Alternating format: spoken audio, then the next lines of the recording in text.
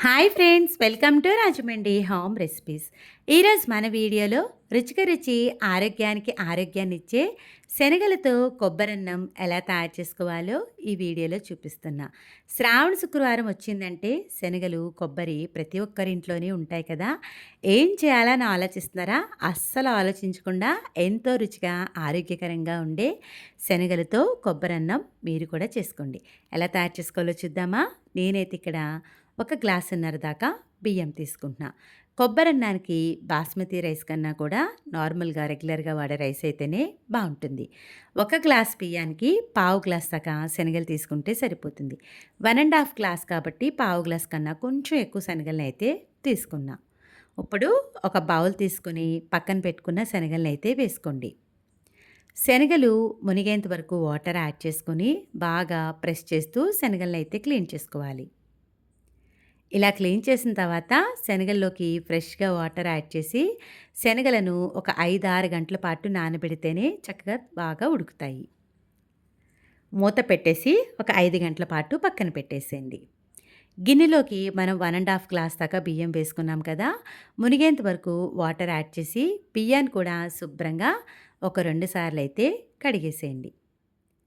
ఇలా కడిగిన తర్వాత బియ్యంలోకి ఫ్రెష్‌గా వాటర్ యాడ్ చేసి బియ్యాన్ని ఒక అరగంట పాటు నానబెట్టండి.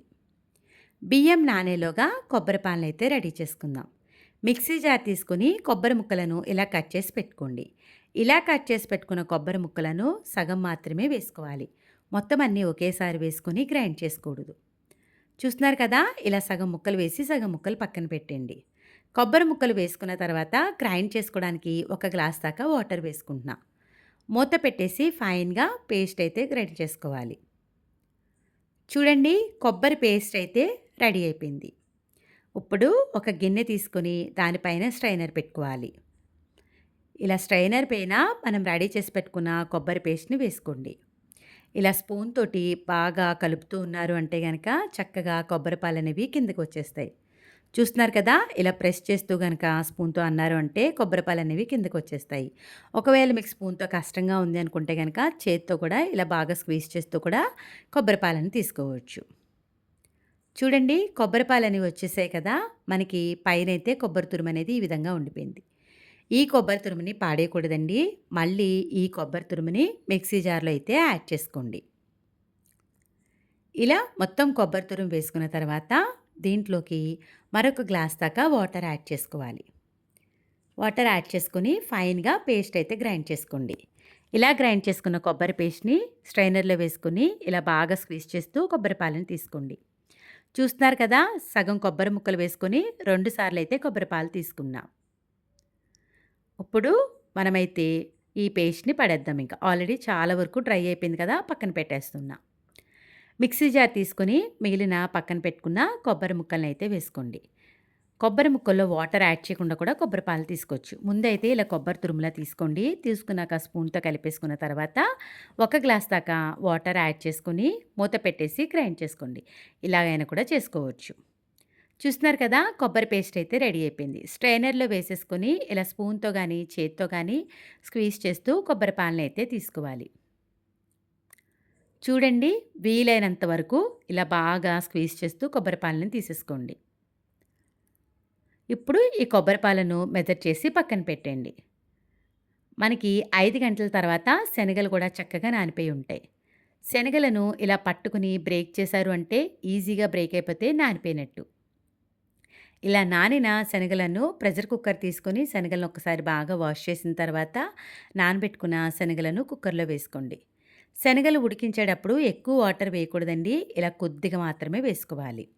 శనగలు మునిగేంత వరకు వేసుకుంటే సరిపోతుంది. కొద్దిగా సాల్ట్ వేసుకోండి, చప్పదనం లేకుండా ఉంటాయి. ఉప్పు అంతా కూడా శనగలకి బాగా పట్టేలాగా కలిపేసుకోవాలి. కుక్కర్ మూత పెట్టేసి మీడియం ఫ్లేమ్ మీద 3-4 విజిల్స్ రానిస్తే సరిపోతుంది. ఇప్పుడు మనము కొబ్బరన్నం చేసుకోవడానికి ఇలా కుక్కర్ పెట్టుకొని కొద్దిగా బట్టరు అలానే ఆయిల్ కూడా వేసుకోండి. ఆయిల్ హీట్ అయిన తర్వాత బిర్యానీ దినుసులన్నీ కూడా వేసుకోండి. ఇలా హోల్ స్పైసెస్ అన్నీ వేసుకున్న తర్వాత కట్ చేసి పెట్టుకున్న ఆనియన్ కూడా వేసుకొని ఆనియన్ కాస్త ట్రాన్స్పరెంట్‌గా ఫ్రై అయ్యే వరకు ఫ్రై చేసుకోవాలి. కొబ్బరిలో మనకి బాగా తీపిగా ఉంటుంది కాబట్టి, బాగా స్పైసీగా పచ్చిమిర్చి వేసుకోండి. ఇలా 5 లేదా 7 పచ్చిమిర్చి దాకా వేసుకోవాలి. మంటని మీడియం ఫ్లేమ్‌లో పెట్టుకొని, మనకి పచ్చిమిర్చి, అలానే ఆనియన్ కాస్త కలర్ చేంజ్ అయ్యే వరకు ఫ్రై చేసుకోవాలి. కుక్కర్ చక్కగా ప్రెషర్ పోయిందండి. చక్కగా శనగలు కూడా బాగా ఉడికాయి. ఇలా ఒక స్ట్రైనర్ తీసుకొని మనం ఆల్రెడీ ఉడికించుకున్న శనగలు వేసుకోండి. స్ట్రైనర్‌లో ఈ శనగలను ఒక 15 మినిట్స్ పాటు పక్కన పెట్టేసేయండి. చూడండి మనకి ఆనియన్ అనేది కాస్త వేగింది కదా! ఫ్రెష్‌గా దంచి పెట్టుకున్న అల్లం వెల్లుల్లి పేస్ట్‌ని ఒక స్పూన్ దాకా వేసుకోండి. లో ఫ్లేమ్‌లో పెట్టుకొని అల్లంలో ఉన్న పచ్చివాసన పోయేంత వరకు ఫ్రై చేసుకోవాలి. ఇలా లో టు మీడియం ఫ్లేమ్‌లో పెట్టుకొని ఆనియన్ అయితే వేయించేసుకోండి. 15 మినిట్స్ తర్వాత శనగలనేవి చక్కగా స్ట్రెయిన్ అయిపోయినాయండి. ఇప్పుడు ఒక బౌల్‌లోకి వేసుకుంటున్నా. దీంట్లోకి 2 టేబుల్ స్పూన్స్ దాకా పెరుగుని వేసుకోండి. కొద్దిగా సాల్ట్ వేసుకోవాలి. అలానే కొద్దిగా పసుపు, 1 స్పూన్ దాకా కారం కూడా వేసుకోండి. ఈ ఉప్పు, కారం, పెరుగు అంతా కూడా శనగలకి బాగా పట్టేలాగా కలిపేసుకోండి. కలుపుకున్నాక 15 మినిట్స్ పాటు పక్కన పెట్టండి. చూడండి చక్కగా మనకి ఆనియన్ చక్కగా వేగిపోయింది కదా! ఇప్పుడు నానబెట్టుకున్న శనగలను వేసుకోవాలి. శనగలు వేసుకున్నాక ఫ్లేమ్‌ని మీడియం ఫ్లేమ్‌లో పెట్టుకొని ఆయిల్‌లో ఒక 10 నిమిషాల పాటన్నా ఫ్రై చేయండి. దీంట్లో ఉన్న వాటర్ దగ్గరగా అయ్యేంత వరకు కూడా ఫ్రై చేసుకోవాలి. చూడండి ఇలా మనకి శనగలు బాగా వేగి ఆయిల్ రిలీజ్ అయిన తర్వాత కొబ్బరి పాలను వేసుకుంటున్నా. నేను తీసుకుంది 1 ½ గ్లాస్ రైస్ కాబట్టి 3 గ్లాసుల దాకా కొబ్బరి పాలు వేసుకుంటే సరిపోతుంది. ఇలా 3 గ్లాసులు వేసుకున్న తర్వాత శనగలు వేసుకున్నాం కాబట్టి పావు గ్లాస్ కన్నా కొంచెం తక్కువ కొబ్బరి పాలను వేసుకుంటున్నా. 3:15 దాకా వేసుకున్నానండి. ఇలా కొబ్బరి పాలు వేసుకొని ఒక్కొక్కసారి గరిటెతో కలిపేసుకోండి. టేస్ట్‌కి సరిపడా సాల్ట్ కూడా వేసుకొని బాగా మిక్స్ చేసేసుకోవాలి. మూత పెట్టేసి కొబ్బరి పాలను బాగా మరగనివ్వండి. పాలు ఈ విధంగా మరుగుతున్నప్పుడు మనం ఆల్రెడీ నానబెట్టుకున్న బియ్యాన్ని వాటర్ లేకుండా స్ట్రెయిన్ చేసి ఓన్లీ బియ్యం మాత్రమే వేసుకోండి. చూస్తున్నారు కదా! ఇలా బియ్యం వేసుకున్నాక బాగా కలిపేసేయండి. కుక్కర్ పైన మూత పెట్టేసి విజిల్ పెట్టి ఫ్లేమ్‌ని మీడియం ఫ్లేమ్‌లో పెట్టుకొని జస్ట్ ఒక 2 విజిల్స్ మాత్రమే రానివ్వండి. అదే మీరు బాస్మతి రైస్ అయితే గనక ఒక విజిల్ రానిస్తే సరిపోతుంది. కంప్లీట్‌గా ప్రెషర్ పోయిన తర్వాత కుక్కర్ మూత తీసి చూద్దాము.